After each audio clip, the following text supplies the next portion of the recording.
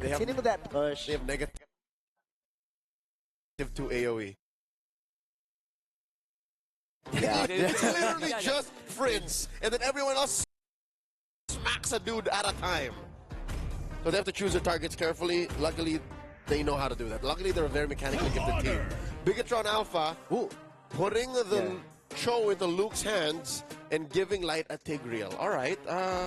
Yeah, that's a team fighting lineup right there. I mean, talk about a dive comp, right? If they want to be up close and personal, welcome to my vacuum. That's the domain of Tigreal. He loves it when you're in his face.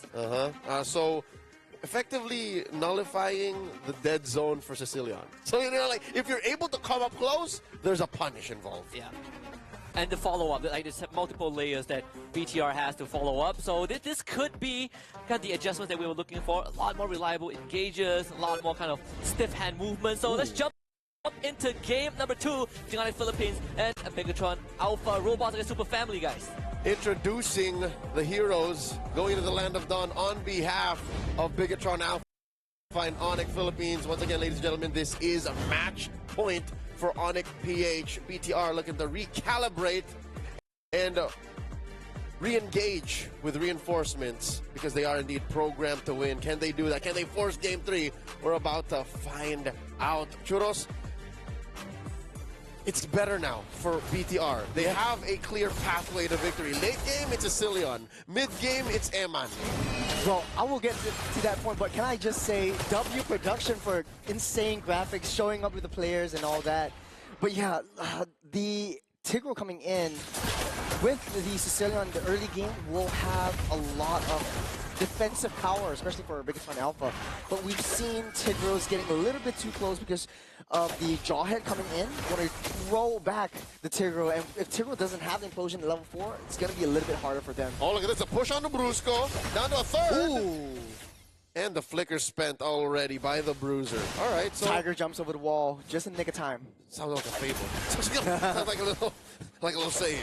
Yeah, it is. I mean, Brusco doesn't have that flicker in that early game. But ONIC Philippines playing to their strengths. They're going for the aggression, staying within the jungles. That's where you pick up that Hilda. That's where you pick up that Jawhead. BIGETRON Alpha, like a sitting dog, dealing a lot of damage. Luke trying his best, but Light gets taken down first, as well as King Kong. No jungle for the side of ONIC Philippines. It's BIGETRON Alpha. No roamer. It's a roamer for a jungle trade. Tis but a oopski as Super Prince forced to retreat. Smart missiles from Brusco. I think ONIC PH were hoping that they would get that kill quicker. But one thing that you do not have as a Nolan, but that Suyo does, is a little more sustainability and iframes. Maybe King Kong at this point, he just did not have the burst that they were expecting in that early engagement. So they do lose that trade, a roamer for a jungler. To add on to your point, Suyo's power spike is level 3. You get all skills unlocked. King Kong only has 2 skills. You've got a little bit less on your dashes as well because of the small little nerf that you have to understand. But now, the aggression coming through again, Kirk just being such an annoyance, that Mosquito just whizzing by onto you, giving that with the power of rudeness. Forced to pop that retribution for Super Ken, buying a lot of time for King Kong to get in position wherever he wants to go. And look at that. BIGETRON Alpha's jungle isn't even really their own jungle. About half the time, ONIC PH is there threatening a steal. And now King Kong playing like that first blood didn't happen. He's just still running around, up a level. And this is what we're talking about. As soon as that Nolan hits level 4, the gloves are off, pal. Like, you better be sure that Kirk nor Brusco is waiting, and you're not even looking at the gold lane. Well, what is that like? Is the 1-1 okay? Just trying to bully 2 heroes? Because you can expect Light will be helping out. There he is, see? Oh, here comes the Goon Squad. 3-man rotation. You don't know. BIGETRON Alpha still setting their sights up on Kirk, but there comes the engage onto Super Ken. Gets in the fracture, gets taken out by Brusco. So that's a very nice even kills over to ONIC PH. But they're ramping up that tempo just a little bit more. How do you deal with that Hilda, Leo? No, you just don't. I think it would be smart for BIGETRON Alpha to just let Kirk do his thing, and you know, let him get caught with his hands just twiddling. Because if you're not actively answering to the Hilda, you get to do your thing. And that's where Bigetron Alpha should use one of their main strengths, is being proactive, like just play to their own strengths. Yeah, the reason I asked that is because BIGETRON Alpha is being so reactive to this Hilda. They're always situated down on that EXP side, that bottom side, away from wherever the turtle is at any one point of time. And ONIC Philippines, they're manipulating BIGETRON Alpha's movements. They're manipulating their rotations. It's because Luke alone can't deal with Kirk. So what Kirk does is clear the wave and then check in somewhere else. Clear the wave, check in somewhere else. This is a free turtle for ONIC. Yeah, BIGETRON Alpha sitting duck. But then again, to your point earlier, you have the Sicilian, just sit until you have Sicilian's power spikes, and then maybe try to make some plays. They're being a little bit more passive right here.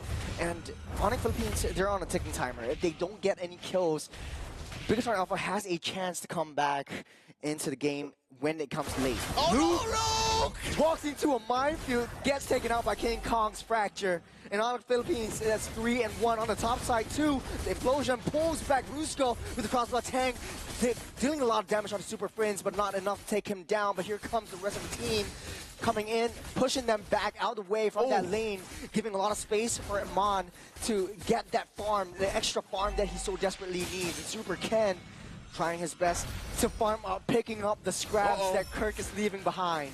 Kirk sees 3, 4, make that 5. In comes the reinforcement. Super Prince blasting away. Both teams are going to disperse here. I love what Eman was doing there. The fact that he knows that the other members of ONIC PH are elsewhere means he can put himself in a position where, all right, Kelra, get punished or get out of my face. And that's why they rotated elsewhere. Luke looking for a kick. Oh, he misses that jump though. Luke able to run away from harm's way. Is ONIC Philippines. What? You're sitting in the jungle. The entire map is theirs, and they're switching their playstyles a little bit. A 4-1 composition with King Kong just securing that long lane. Ano? Nani? Apa? All right, here's the thing. That was an amazing play. Let me just explain why, all right? It blew my mind. Conditioning. ONIC PH applied pressure up top. And then BIGETRON said, you know what? They're not going to do that twice in a row. Kelra gets a push. Bottom lane, Kirk's not there anymore. Whoa. Luke, you could do something. They pushed that too. ONIC PH played the map.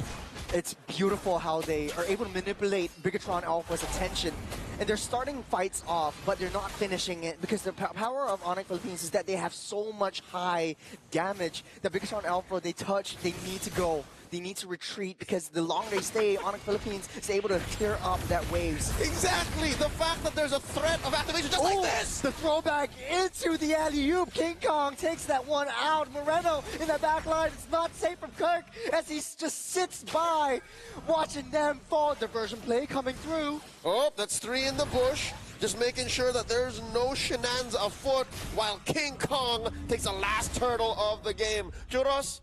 The diversion just diverted us. King Kong taking up that turtle as Kelra cleared up that wave down to the T2 bot side. What's scarier, the actual damage or the threat of it? Because I think BIGETRON is more afraid of the engagement, which is correct to do because they're all implosion by line. The pushback knocking off, pulling back 2, but it's not enough. ONIC Philippines, they're just eating every single one of the damage. The BIGETRON Alpha is getting into them. The SOD lands, but it does not matter. Kirk is way too far ahead. Oh, Moreno! I take it back. Both are just as threatening. Both are just as scary. The actual damage and the thought of what it might do. ONIC PH across the board taking wins. Leo, it's 25k gold over BIGETRON's 18k. That is 2 BODs, 2 massive BODs. That's right, to put it in perspective, but push back onto Iman. As Luke tries his best to take down Kelra, but Kelra is dealing too much damage. Kirk trying to block off any possible entrance from BIGETRON Alpha. As ONIC PH, they know they need to protect Kelra. That is their goal. That is their diamond. As long as Kelra is alive, ONIC Philippines is able to win any single fight. But every single time BIGETRON tries to hit them, it's just a tickle. Oh, Luke! Man, the yin reaction is way too much. Kelra finally goes down by the hands of light, but it's not enough. It's ONIC Philippines. They are trying to push this one through. 30 seconds until the Lord spawns up. Well orchestrated. ONIC PH, Kelra going down, definitely an L, but he will be back in time for this Lord, which I was going to point out. You see this massive lead, right? Approaching 8K.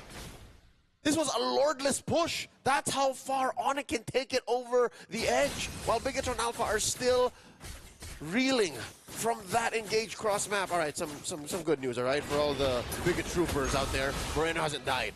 So maybe there is a hope. Maybe there is some cope left in this that Moreno can pop off. What currently is this young man on? He just has one item. Dear Lord, he just picked up his COD. Oh man, it's not enough. The fracture deals so much damage to Iman. Trying to kite away, but on the backside though, no. he sees Kirk. Kirk might be a little bit of a spot of bother right here. The Sanguine Claws pulls back Brusco, but does not matter because Sean Alpha very, very passive. They will let ONIC Philippines take down this first Lord. All right, clean take by ONIC PH. Kudos, flowers over to Kirk, who, by the way, is rocking the Sprint Hilda. You know who rocks a Sprint Hilda very often in the latter part of 2024? Luke. So this is a That's true. This is a It's an Hilda, homage. yeah, this is a Hilda arsenal that Luke is very familiar with, and he's here having to deal with it like, oh man, this is how annoying I was this whole time. Actually, taking a look at the items, I noticed just Kirk got that Thunderbelt. That's the only defensive items, and then he's going straight for all damage. He's got the Blade of Heptases. He's fine. He's fine and dandy. He's got that damage through. And the only reason why you do this as a Hilda at the highest Bottom level side, of play Amon's the is... spot of bother. Gets taken out. Solo kill by Kelra. But here comes the Goon Squad up to the back line. They're taking it through. King Kong with the fracture. It does not matter. He takes another one down. 3 down for BTR.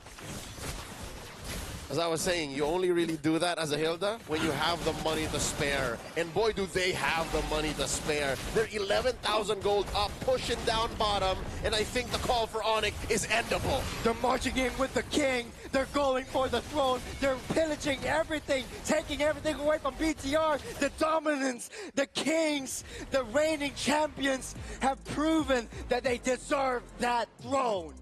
The Super Fam sweeps in dominant fashion. 2